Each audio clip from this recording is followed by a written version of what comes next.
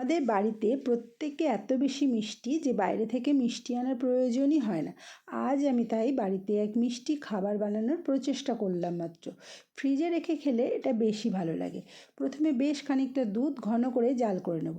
দুধটা একটু ঘন হয়ে এলে এর মধ্যে গোবিন্দভোগ চালের গুঁড়ো মিশিয়ে দেবো। তো গোবিন্দভোগ চালের গুঁড়োর সাথে অল্প পরিমাণ গরম দুধ মিশিয়ে প্রথমে সেটাকে তরল করে নিলাম, তারপরে আমি দেখো গরম দুধের মধ্যে ঢেলে দিলাম। আর মিষ্টির জন্য এখানে আমি খেজুর পাটালি গুড় ব্যবহার করেছি, তোমরা চাইলে চিনিও ব্যবহার করতে পারো। তারপরে আবারও আমি ভালো করে এটা জাল করে নেবো। খুব ভালোভাবে ঘন হয়ে এলে আমি এটা নামিয়ে নেবো, নামিয়ে ঠান্ডা করতে দেবো। আর অন্যদিকে কী করব, নামানোর পরে ওই কড়াইতেই আমি আবারও বেশ খানিকটা দুধ জাল করে নেব।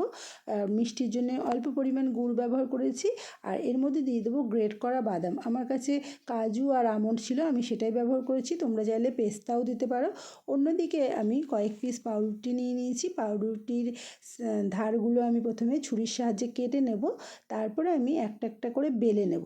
হালকা হাতে একটু বেলে নিতে হবে, তাহলে পাউরুটিটা পাতলা হয়ে যাবে। তারপরে আমি এর মধ্যে পুরটা ভরে ভাঁজ করে দেবো। তা তোমরা যেরকম খুশি শেপ দিতে পারো, লম্বাভাবেও রাখতে পারো, বা কোনো বাটির সাহায্যে একটু কোণগুলো কেটে নিলে অর্ধচন্দ্রাকৃতি একটা শেপ চলে আসবে, সেটাও দেখতে ভালো লাগে।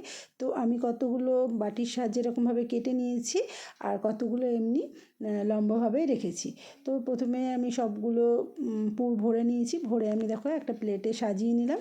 এরপরে যে দুধটা ঠান্ডা হয়ে গেছে, সেই বাদাম দেওয়া দুধটা সেটাকে আমি আস্তে আস্তে এর উপরে দিয়ে দেবো।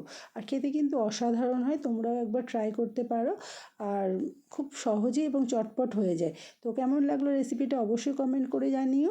তা চলো আজকের মতো ভিডিওটা এখানেই শেষ করছি। সবাইকে অনেক অনেক ভালোবাসা। টাটা।